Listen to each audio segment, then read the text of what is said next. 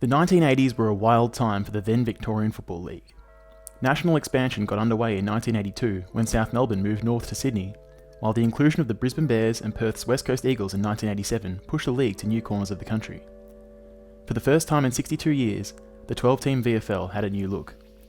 But while the glamour of the interstate invaders caught the eye of a new breed of supporter, back in Melbourne, footy's heartland, many traditional clubs were doing it tough and close to bankruptcy. Behind closed doors, a radical plan hatched by a West Australian property developer to relocate a struggling Victorian club made it all the way to the desk of the league chairman. Base a team in America, split their games between the US and Australia, and watch the crowds flock as the game grows to a worldwide phenomenon. This is the story of Los Angeles Crocodiles.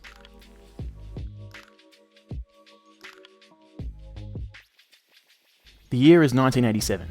Alan Aylett, former North Melbourne champion and VFL chairman, was working behind the scenes of the league, consulting on potential relocations and mergers. He had experience.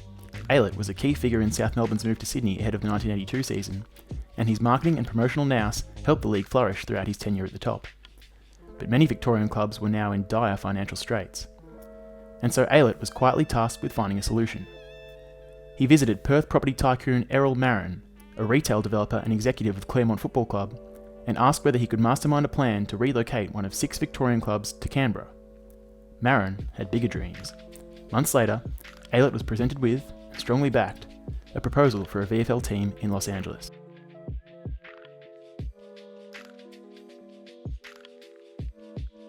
When Marin initially waved away the idea of a team in Canberra, he and his staff explored international options closer to home.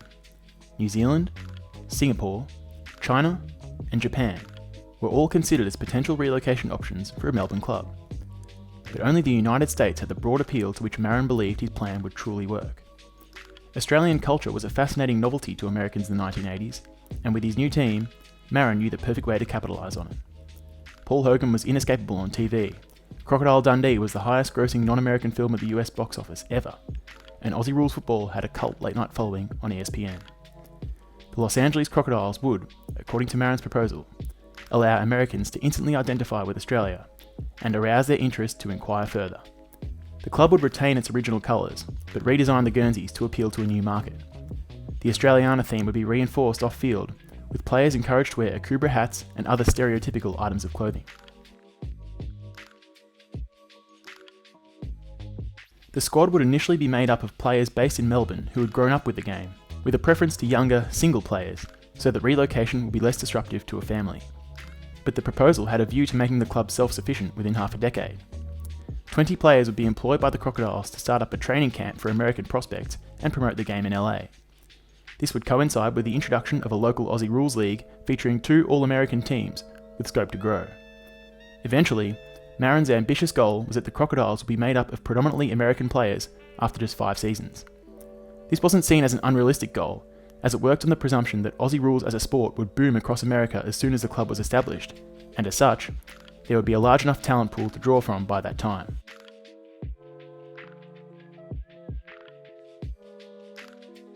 Marin's idea of a suitable stadium was one that had a capacity of 25,000 to 30,000, with a natural grass playing surface, established members areas and corporate boxes, and adequate lighting for night games.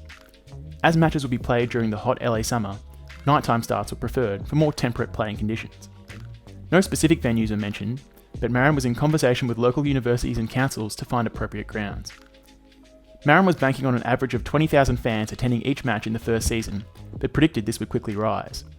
Hence, he had already begun discussions with representatives from 2 mega stadiums, the Rose Bowl in Pasadena and the Los Angeles Coliseum. These stadiums had seated capacities of 104,000 and 92,000 respectively, which Marin incredibly believed would be a requirement for the Crocodiles within 5 seasons. Marin was also open to the Crocs playing one-off home games in San Francisco and or Seattle.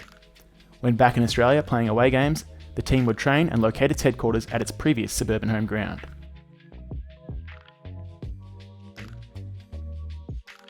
The proposal was quick to state that travel was now an accepted part of the game, given that the league had gone national and teams flew to Sydney, Brisbane or Perth every week. I guess they were trying to soften the blow of a 14-hour flight from Melbourne to LA. Marin had orchestrated a deal with Continental Airlines, who would not only sponsor and service the team, but would also negotiate international fares at favourable prices. Regardless, this would be no ordinary fixture. In a 22-round season, Marin proposed the Crocodiles host 8 matches in Los Angeles, play 12 matches in Melbourne, and visit Brisbane and Sydney once each. Perhaps he forgot about Perth. The matches played in Melbourne, most likely 9 away matches and 3 nominal home matches played at the relocated club's old home ground, would be completed in fortnightly blocks to reduce travel load on the players. 4 times a year, the Crocodiles would fly to Melbourne and play 3 games in a 2-week period. A standard Melbourne block of games might look something like this.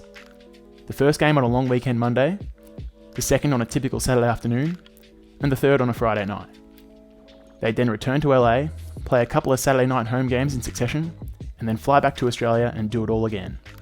To maximise TV viewership in Oz, start times would be optimised for that purpose. For instance, an 8 PM Saturday night match in LA would be broadcast live into Melbourne at 1 PM on a Sunday afternoon. Perfect.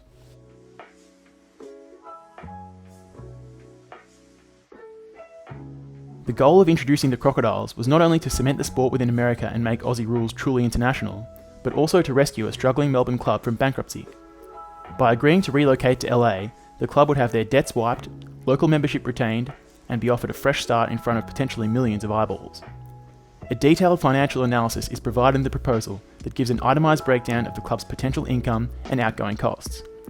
You can take a better look at it by pausing the video here, but some of the high-level takeaways include the Crocodiles banking on at least 5,000 paid-up members in Season 1, budgeting for a gross profit of $79,000 US per home game, and distributing that profit as a 40-35-25 split between the Crocs themselves, the visiting VFL club, and the expansion of football in the US.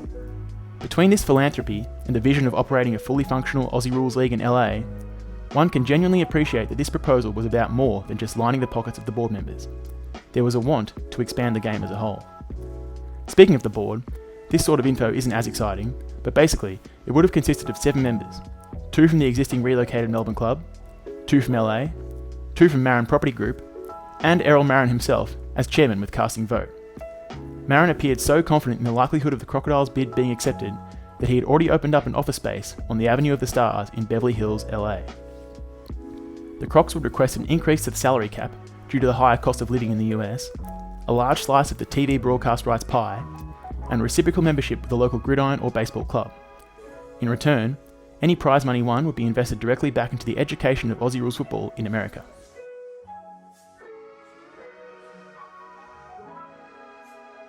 The proposal doesn't mention any specific VFL club, only going as far as to say that the Crocodiles had discussions with VFL clubs who have expressed strong interest in our proposal. When the Herald Sun revisited the proposal in 2017, it named Fitzroy and Footscray as the 2 most likely candidates to have taken up the offer, as both had crippling debts at the time. This theory is given further weight as the short-lived Fitzroy Bulldogs merger took place in 1989, just 2 years after the Los Angeles proposal.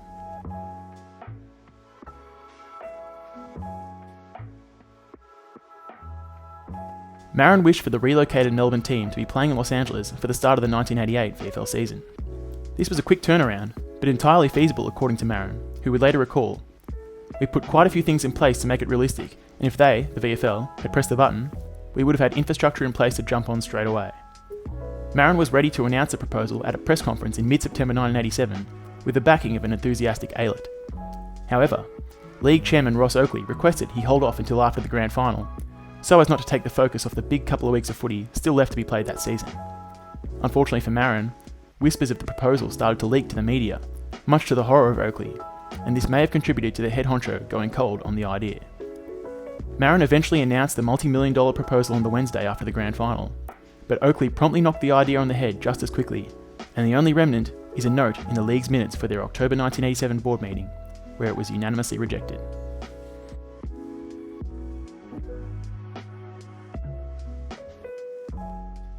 The major train of thought as to why the Crocodiles' bid failed is quite simply travel time.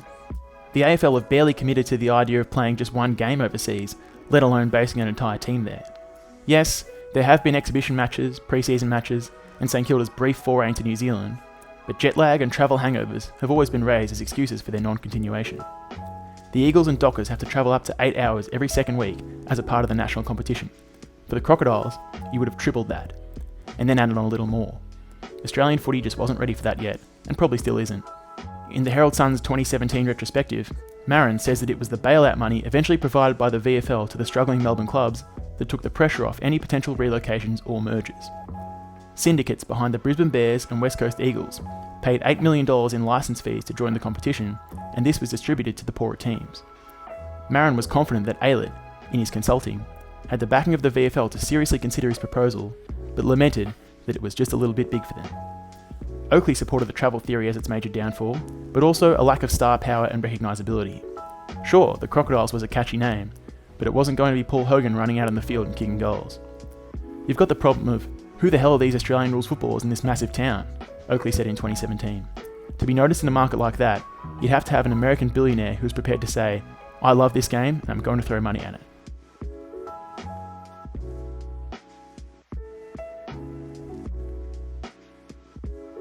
Could an overseas AFL team ever happen? Maybe, but it's unlikely, particularly not now, with the massive financial blow that the league and its clubs have taken due to the COVID-19 pandemic.